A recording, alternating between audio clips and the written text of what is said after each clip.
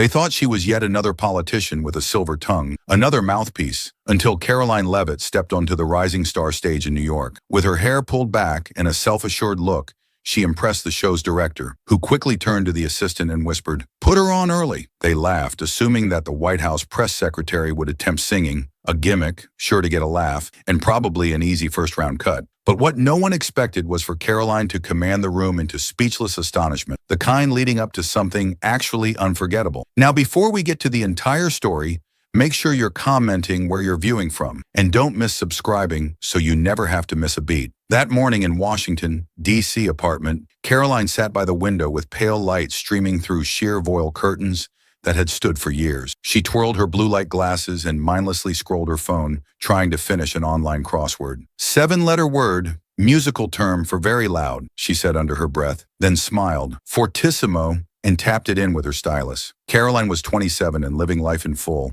juggling the stress of being the youngest White House press secretary, raising her son Nico, and the occasional singing if she didn't think anyone was paying attention. She had sung in the church choir during high school but never sought the spotlight, content to let her voice blend in. The phone rang. She picked it up and cradled it against her ear. "Karoline, it's Sophie from the campaign," a cheerful voice exclaimed. "Did you see the news? Rising Star is holding auditions next week at the Manhattan Convention Center." Karoline laughed in surprise. "You know those shows aren't for someone like me. I'm a spokesperson, not a singer." But Sophie was not accepting defeat. "I heard you sing at Mia's wedding." Your voice brought the room to silence. "Even Father John said so." Karoline started responding, shutting it down. But then her hand caught at a photograph on the table. She and Nicholas Ratio slow dancing at their wedding. She'd sung 1,000 years that night. It was a memory she'd once cherished, from a time when music still stirred her heart. How long had it been since she allowed herself to hope? That evening, in front of the mirror in the bathroom, Karoline examined her face. Sharp, self-assured lines molded by press rooms and headlines, but tempered by motherhood. She started humming, quietly at first, then louder, fuller. At that moment, she wasn't the press secretary. She was the 17-year-old girl on her high school stage. Seconds before Miss Helen Carter uttered the words, "Decent voice, but you lack fire. Politics is where you belong, not art." That biting remark had changed her fate. She had dropped music, switched to political science, and dove headfirst into the arena of speeches and scandal. But in another part of town, Sophie was doing something Karoline had not expected, posting an undercover video, a segment of Karoline at the wedding, singing 1,000 Years, covering for the sick lead singer. It was spontaneous, unplanned, and about to upend everything. That 1 minute of unplanned singing softly ignited a spark. A few days after that, Karoline received a call on her phone. The number was unknown. "Miss Leavitt," said the voice on the phone, "this is Ethan Brooks from Rising Star. We just watched a video of you singing at a wedding. Was that you?" Karoline paused. She hadn't posted any video. "I didn't send anything," she said hesitantly.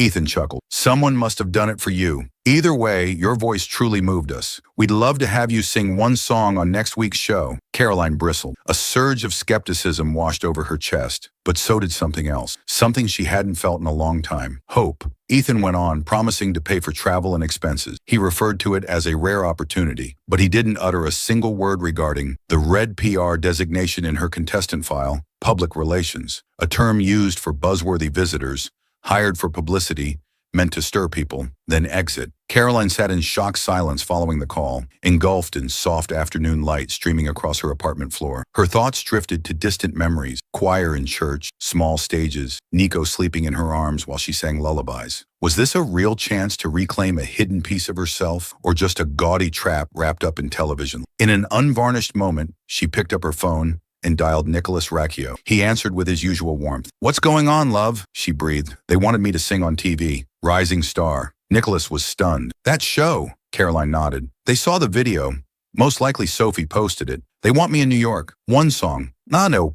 Waited a moment, then asked quietly, "Are you going?" She said she didn't know. At first I thought, no, I'm a politician. Who wants to hear someone like me sing? But Nicholas reminded her of something she had once told herself. Life only expands when we dare to step out of our comfort zone. Karoline smiled softly. "You're the one who taught me that," she gasped. Nicholas's voice softened. "You've given so much. For work, for Nico, for me. Maybe it's time you did something for you." After the phone call, Karoline got up and walked around her house. On the wall, her wedding photo with Nicholas. On the table, baby Nico, smiling from a frame. Every corner was a testament to her journey as a wife, mother, and public servant. But one part of her story was still buried, her voice. That night, Sophie appeared at her door, tulips in hand and guilt on her face. "I'm sorry," she said. "I should have asked first when posting that video." But Karoline just pushed open the door and smiled. "It's okay, Sophie. I called them back. I am doing it." Sophie grinned. "I knew, oh my gosh. I knew you wouldn't regret it." 2 days later, Karoline stood at Reagan National Airport, in hand, a flight ticket and a printed sheet of 1,000 Years lyrics. Slipping into her favorite emerald green dress and carrying a small suitcase, she left to take her first flight in months, forgetting the endless loop of press conferences and policy memos behind. 1,000 Years was not just a song. 1,000 Years was the soundtrack to her love with Nicholas, the lullaby for Nico,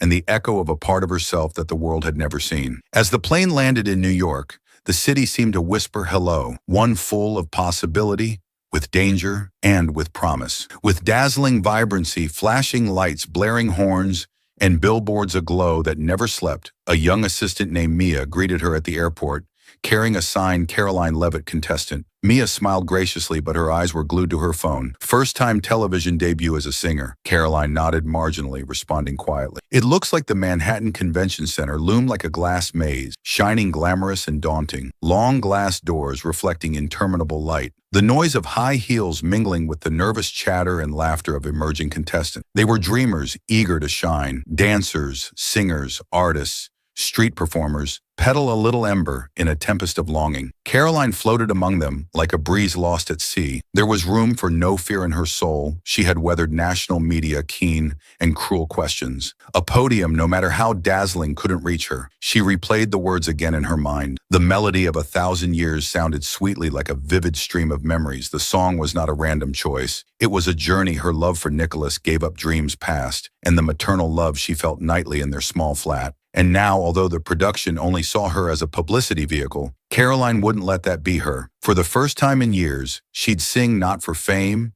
not for social media, but for herself, and this time she would not be silent. Meanwhile, on social media, the video of Karoline performing at the wedding went viral almost in the blink of an eye. Her fans soon rebranded her as a multi-talented star, appreciating her humility, grace, and emotive voice. Karoline is no ordinary spokeswoman. She's a representation of the next generation, one of the posts read. But meanwhile, ridicule spilled over. Does she think she's Celine Dion or something? One of the commentators jeered, eliciting hundreds of jokes. But Karoline didn't care. She hadn't come to New York to battle with social media. She had come to demonstrate to the world that she was something greater than a face at press conferences. She was a woman with passion and emotion and a voice long buried in the grain of time. A voice she'd never mustered the strength to bring forward, yet stepping into the Manhattan Convention Center, uncertainty crept into her heart. The room was another galaxy, gleaming but daunting, long white marble corridors, glass walls reflecting hundreds of faces, busy redoing makeup, re-cinching dresses, dashing as if a universe of expectation burst to life. Young contestants sat giggling hysterically, laughter and music spilling from singing practice rooms. Some of the dancers practicing last steps in a corner. Karoline, a stray gust of wind in a storm of color, approached the makeup room, already filled with people. A makeup artist named Bella approached, her razor-sharp eyes surveying Karoline. "I'm Bella today. I'll look after you, shine on air," she had said, half professional, half gentle. Less than 2 hours, Karoline barely recognized herself in the mirror. Her blonde hair was curled, gently shining under the lights. Her eyes were rimmed with delicate bronze eyeshadow, her lips gently pink, giving an appearance both warm and elegant. "You good with it?" Bella asked Karoline, gazed at herself for a very long time, then smiled faintly. Strange but beautiful. She alone waited in the waiting room, clutching the sheet with the lyrics to 1,000 Years. Every word, every line seemed like a heartbeat, full of hope, full of longing. A little girl with neon green hair and shining ear piercings sat beside her. "Hi, Zoe, I saw your video. You work at the White House just right." Karoline nodded. She could not hide her fatigue. "You can say that." Zoe smirked, her voice direct, but with an undertone of concern. "You know this show always selects a celebrity to portray the emotional aspect, like a social media publicity stunt. I worked backstage one season. People like you, they call PR bait. But if your voice sounds like in that video, Perhaps they picked the wrong one to mock Karoline. Shot the girl, her eyes conveying something beyond surprise, gratitude. My song is 1,000 years. It's my husband's song. Zoe nodded, her eyes unclenching. Stern song. But if you sing your heart out, make them regret they underestimated you. Outside of the studio, night had descended, but in the midst twinkled like noon. The clicking of cameras echoed from the hall, merging with the whir of high heels and the production staff yelling at each other. The mood was electric, like a whirlwind, sucking everyone into a story not yet written. Karoline sat alone in the small waiting room, her case placed neatly beside the chair on the table. Was the sheet she'd brought on the plane. The words so imprinted, she didn't need to look in order to know them, but she left it there like a final reassurance. 1,000 years wasn't simply the song she sang to Nicholas on the night they became engaged, or the one she sang to her son. It was a hymn of loyalty, of longevity, of everything she'd handed over, without ever asking for anything in return. The door creaked open by degrees. Nicholas stepped inside, his face radiant, still wearing the dress shirt from his day at the office. Tie loosened, eyes weary but shining. He'd driven all through the night from Washington, D.C. to be there for this moment. Karoline was near speechless. What are you doing here? You have a meeting tomorrow. Nicholas smiled, stepping forward to hug her tightly. I put it off this instant. Things mean more than any agreement. They sat together, hands clasped. Karoline looked up, her voice silky as the breeze. I feel like an imposter. Nicholas, everybody outside is young, brash, full of vigor. And me, I'm just a representative who sings in the lounge. Nicholas stared at, serious but gentle. That's not true. You had once told me music doesn't demand a big stage or dazzling lights. It demands sincerity. He pulled out his phone and opened a video watch. This Nicholas had played the video. Sophie had shared the photo. Not quite clear the sound, not ideal, but what kept Karoline from proceeding wasn't the technical composition. It was the eye of the people in the clip. Friends, relatives, even strangers, all fell silent and sang. A young woman clung to her child, close eyes aglow. An old man sat still, a wistful smile, a look back as though recalling something holy that had touched his heart before. Nicholas did not say a word for some time. Then he whispered softly, just loudly enough not to break the hush of the instant. That's the magic of your voice, not because it's perfect, but because it's true, because it contains emotions people thought they'd lost. Karoline remained silent. She just sat quietly, as if the whole world was disappearing, to be filled with something tiny but very genuine. Growing in her heart, when someone knocked on the door and an assistant announced 15 minutes before it would be her turn, she stood inhaling deeply, as if dropping years of baggage. All right, she told him.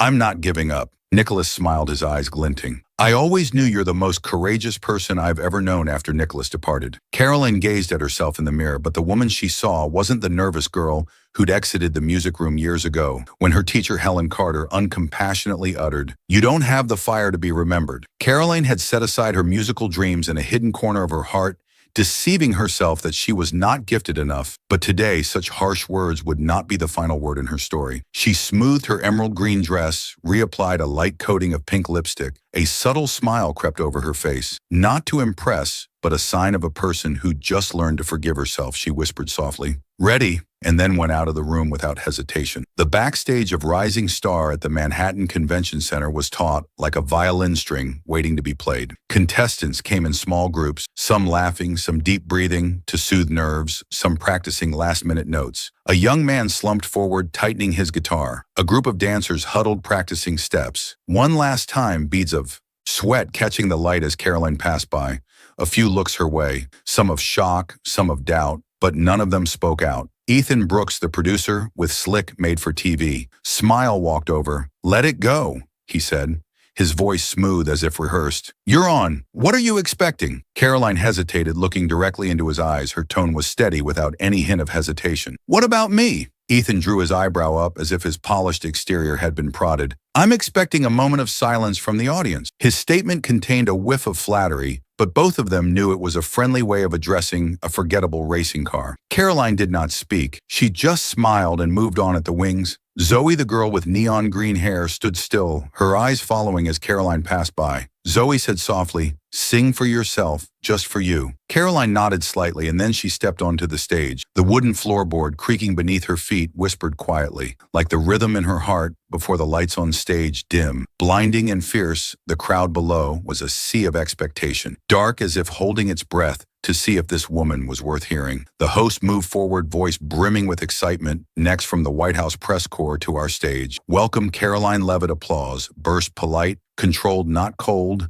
but not enthusiastic either. Just the spasm of an audience which had seen too many performances. The spotlight shed on Karoline's eyes, blinding her to the faces beneath. But she could feel the silence spreading, the sort of silence which only occurs when something is about to move people. 3 judges sat in front of them, a past pop phenomenon with razor hair of platinum, a music professional producer, and a Broadway actress renowned for shattering illusion. They shared a glance charged with disbelief and curiosity. The male judge spoke to her first, his tone gentle but ostensibly gauging her. Miss Leavitt, why are you here today? Karoline took a breath. She recalled instructions about how to tell an empowering story that shatters career myths, but she chose truth. Honestly, she said, her voice sincere, I didn't audition. A friend sent a recording of me singing at a wedding. I had no idea. A soft ripple of laughter ran through the crowd, not teasing but shared warm. Easy, the female judge, brow furrowed. So what are you singing today? Karoline stared ahead, her voice firm. 1,000 Years by Christina Perri. It's my husband's song,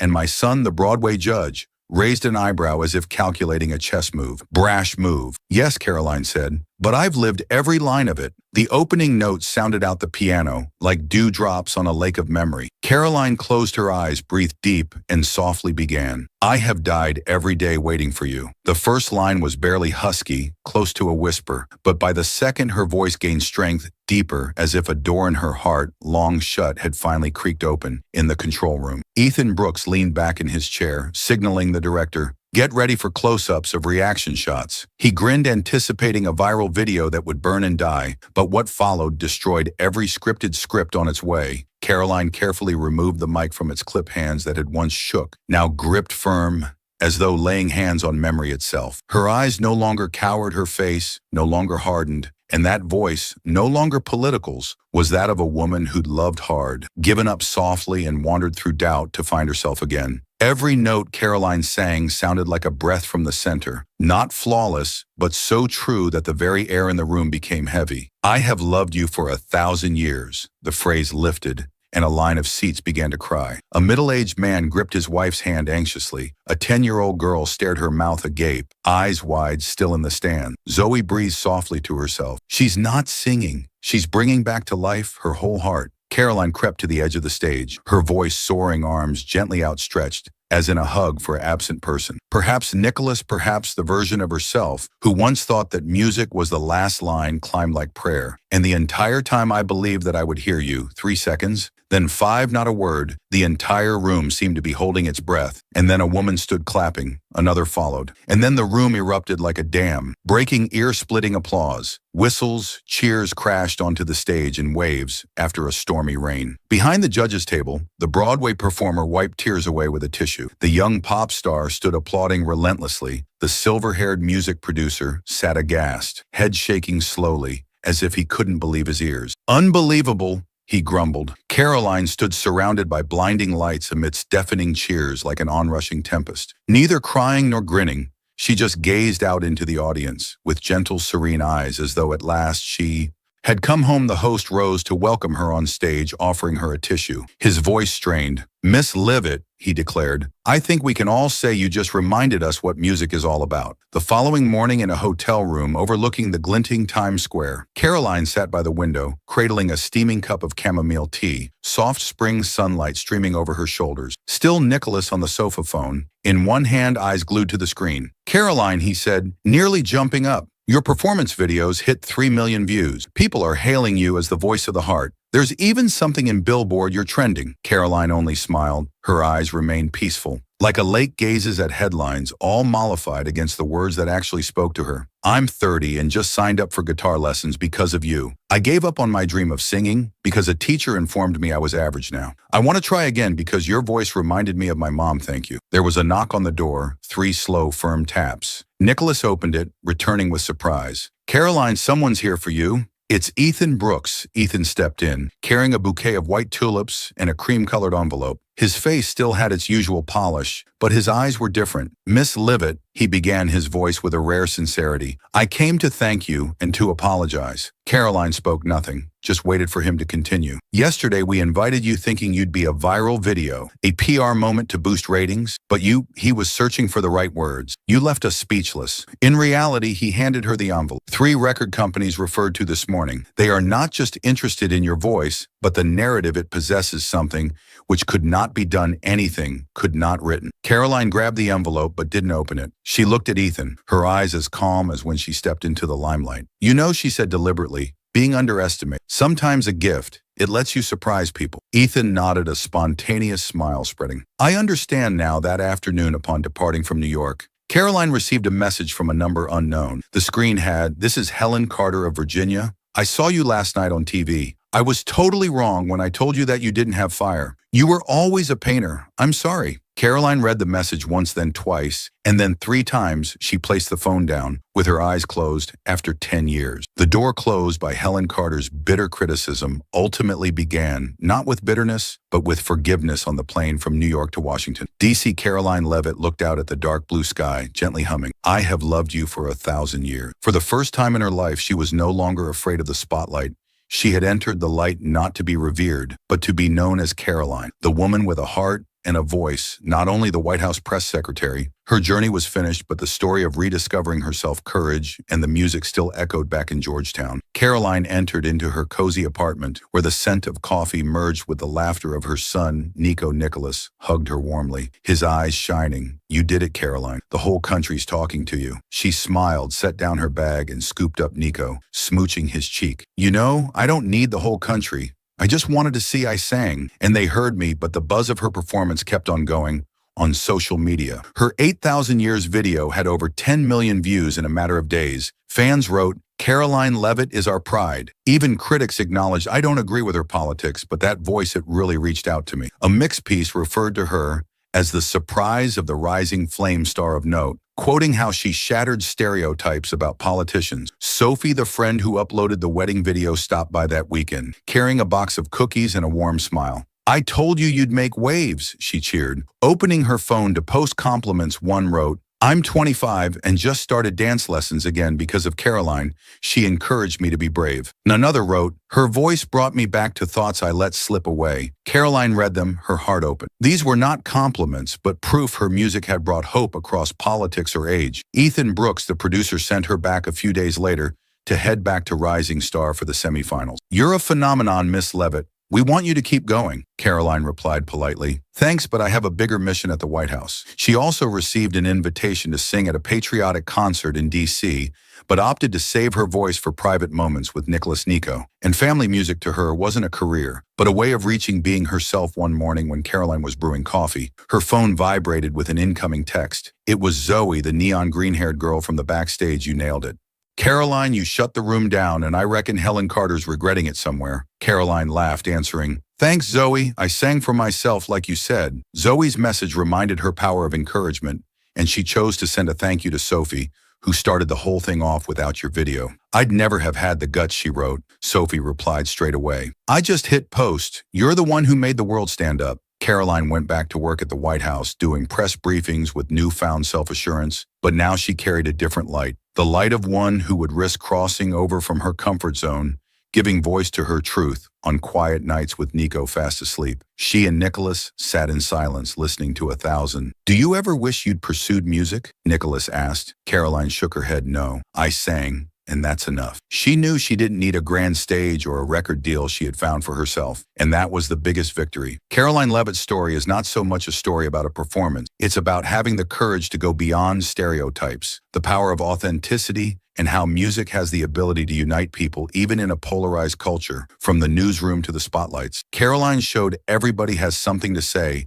and something to be heard. Her journey was over, but its message lingered. Be yourself and the world will listen. Karoline Leavitt and Karoline Leavitt called to perform on a talent show for a prank, but her talent stunned all of us, profoundly captures the pressures and decisions in American society today, whereby they are polarized by politics, by the social media, and by career stereotypes that shape who we see ourselves and other people as. Karoline, a White House press secretary, was invited to Rising Star as a PR stunt labeled a media powerhouse to generate publicity on social media. But she won over doubt, performing 1,000 Years with so much sincerity that she stole the hearts of the viewers and collected a standing ovation. Her journey from being brutally criticized by her teacher Helen Carter to being apologized to by her is a testament to the power of courage and self-discovery. The video performance crossed 10 million views, inspiring young people to chase dreams, like someone who, at the age of 30, learned to play the guitar due to her. The lesson is this: in an undefined society, broken by politics and media manipulation, like in the US in 2025, be bold or undefined, show yourself unapologetically. Karoline never let her role as a politician hold her back. She sang not for fame, but to reach Nicholas, Nico, and herself. This reminds us that even with nicknames like Trump's person or undefined, simply a spokesperson, everyone has untapped abilities. Draw inspiration from Karoline. Undefined, don't let criticism get to you like she did from Ethan Brooks. Draw strength from loved ones like Nicholas and use platforms to share your undefined narrative. By staying true to yourself and holding on, you can turn jokes into opportunities to shine and make a difference. If Karoline Leavitt's battle with stereotypes encourages you to subscribe to the channel for additional authentic, heartfelt, undefined stories. Thank you for watching, and see you in the next Undefined English.